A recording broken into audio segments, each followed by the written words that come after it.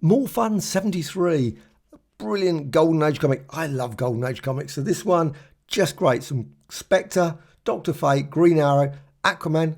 Wow, what a load of great stuff for 10 cents. Obviously now $8.99, but this came out in June 2025. I assume it's just probably come this week in the shops. Did notice there's also an Action Comics issue 1 facsimile, and that was a Golden Age size, which was quite nice. I wish they had done that with this, but I guess it would be even more expensive. However, of course, it's got some first appearances, obviously there with Aquaman, etc. But it does mean some of the old characters. There was a Desmo or something character and a Sergeant Carey or something, another character in issue 72. Obviously, they disappeared. And you can see the list as well. I love that. Action Comics, Detective Comics. And this is a great replica, or facsimile, I should say. That's about the only real difference, really. Obviously, got there, and of course, Change of the World, Dr. Fate. And this one, apparently, Dr. Fate also changed pretty considerably, even though it wasn't a first appearance. But the story changed from the previous issue. So, obviously, this was a big moment for More Fun Comics. I always love that title, More Fun Comics. What a great... Why can't we have comic titles like that nowadays? More Fun Comics. And you can see there. Now, it's not exactly the same Dr. Fate that we're fairly familiar with now, where it's a lot more magical powers and things. I mean, obviously, there is some magical powers. He's floating around there and everything. But at the same time, it's more sort of punch people and that sort of thing. Bullets go into it, but they don't hurt you. Exactly, you cannot kill me, etc. You also got these adverts. I love the adverts. And that's probably one thing that quite often when you get the omnibus editions and things, you don't get these adverts. So it's really great to see these. $1. $1. Wow, shoots pictures on the wall. Pretty cool. And also you get these lovely adverts as well. Action, you've got All-Star Comics. Just think, send 10 cents. Please don't send that now. You will not get All Flash Quarterly for 10 cents. As much as that would be really great to get. But there's the Green Arrow. First appearance of Green Arrow. Now, obviously, you've got there slightly different from now. But great story. This one is by Geo Pap. Never work out his name. It's a bit hard to actually read there. At least they actually had it, because quite often many of the artists, they didn't always put there. Got the Green Arrow there, with Speedy, of course. They really didn't waste any time. They went straight in with the storyline. You sort of found out a little bit about him. But not really sort of a major, origin issue. It was straight into the action. You had obviously his Arrow car or whatever, or Arrow plane, I should say. An Arrow plane, that was. Who's joining in the something? I have no idea what that means, but anyway.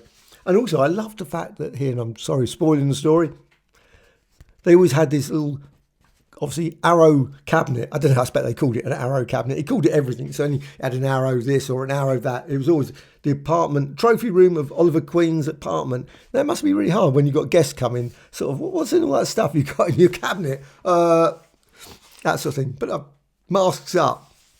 Okay, I guess that. They never worry about that sort of thing. Star Spangled Comics. Again, a great title. And this one had Stripes, the Star Spangled, of course, and other characters as well. This one, I don't know how long they lasted, but they were previous issue as well. Radio Squad. Really looks good. Wild and something Riders. So you got a good old rodeo story there, or cowboy story. And quite action-packed it was as well. Some pretty dramatic stuff. Come back here, and obviously I thought he was going to throw him out of the building. They often showed, what's his name, with throwing people out windows or killing people in these comics. They were pretty violent at most time. And then we got Johnny Quick. I have to say, the Johnny Quick one, I love the Johnny Quick stories, and I would love to see, obviously, a DC finest for all of these. But Johnny Quick one would be great, because they've never really been reprinted, particularly. You get the odd occasional Johnny Quick, something like DC 100 page Giants or something, but you don't get many of these stories. But the artwork's quite crude. I have to say, maybe it's just the weird way they've done the restoration, but it's very odd.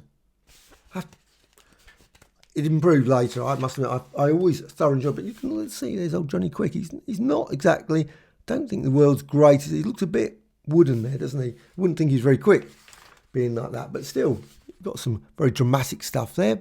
Battling away. Johnny Quick had a formula saying, and the thing was, they always put the formula. I wonder how many people tried that formula. That you say it and sort of speed up or whatever. And because they never sort of hid it away, they would say it. And I guess everyone went around just quickly called it out, hoping that that would happen. Didn't happen. Never happened, sadly.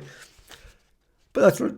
Clip Carson. Let's get on to the next one. Clip Carson. Now, this one was regular character. I mean, I think he continued on for a while afterwards. Choose your prize as well. Red Rider Daisy Carbine, whatever that is, a carbine.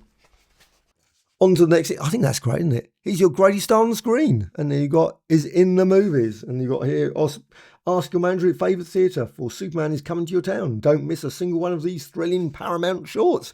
Little did we know that Superman would be massive and will be coming to the cinema this sometime, where it is, June, July, whenever it's coming out. I am looking forward to seeing that. And we got the Spectre, Jerry Siegel and Bernard Bailey. Not Schuster there, but you got there the Spectre. Again, great character. I'd love seeing the DC Finest, of course. There is a Spectre one coming out, but that is for the Silver Age, Bronze period, I think. But it would be nice to see these ones. They were very, very unusual. They were unusual in the 70s as well. I must admit, they were pretty violent in the 70s, but they're pretty violent here as well. Someone's tackling a lion, as you do.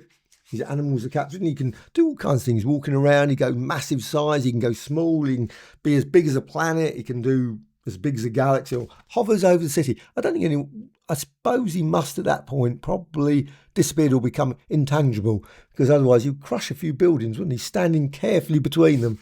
But it's a bit extreme, isn't it? No place for wild animals. And of course, they've even got blast arrays that basically don't disintegrate you, but put you back into the past. Charging herd of elephants in this case, not dinosaurs. It could have been dinosaurs. Could have put you all the way back to the Big Bang or something. But the ending is really great for that as well. You can virtually guarantee if there's a death ray that the villain is going to... And actually, talking about dinosaurs, yes, some dinosaurs there. I love that. Position is further in by an approach of an occult monster. Oh, no, occult monster. Not a dinosaur. Looks like a dinosaur, but is an occult monster. All-Star Comics now, which is that? Number 7. Obviously coming up close to the issue 8, the classic one there. And a Green Lantern number 1. Again, just brilliant. Justice Society honorary member. Yeah, voting me the next honorary member of the Justice Society. Of course, at that point, then we've got Aquaman. Yay! Great first appearance here. Again, lots of stories. Very hard to find. So it would be nice DC Finest this, but they're great stories. They're really, really enjoyable. So, and again, always following very similar formula, of course, to all the other things. There's always some various dubious characters that are obviously probably, I assume at this point, Nazis and things, or coming around that. Yes, Nazis. There's a Nazi symbol there. I knew it would be there somewhere. Virtually an Ocean Freak, apparently he's called at this point. Now, again, nothing particularly wasted in terms of giving origin stories and anything. So, before we learn the mystery of his origin, please let us know. And I don't think they actually really explain anything. There's no mention of that. They didn't worry about that. Just, here he is, a character. Aquaman. He's great. And we're off. And there he is, smiling at the end.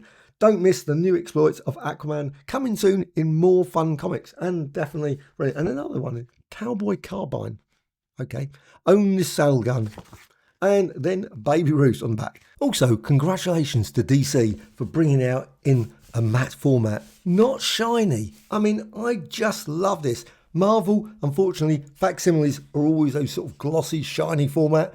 I really don't like that. I prefer it in this format. I think it's just great to see this near enough, as much as possible, like the originals. The only criticism, it would be nice if it was actually Golden Age sized, but I would imagine that would increase the price quite a bit. Wow. I went for the shiny one because that was the only one there.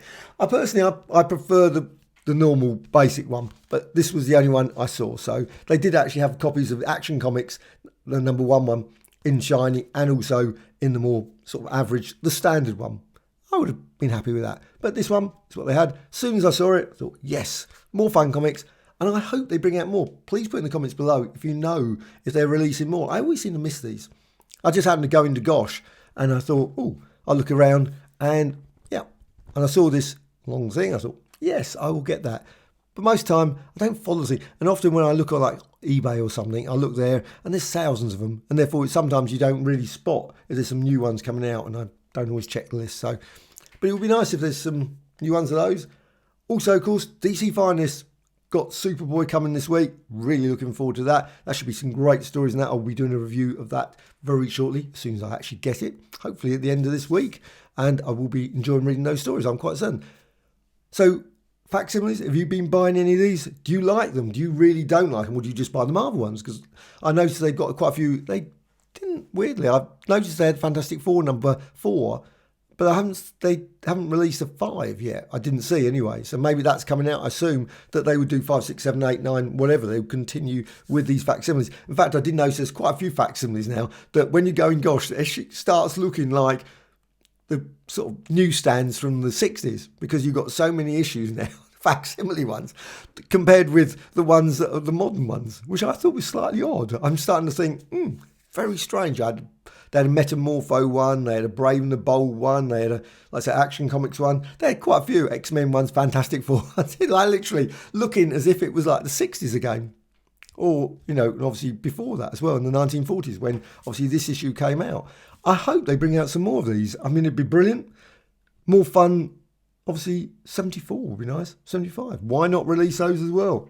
I would probably pick them up if they did release them. So, please subscribe to the channel. A like or dislike, always appreciated. Bye.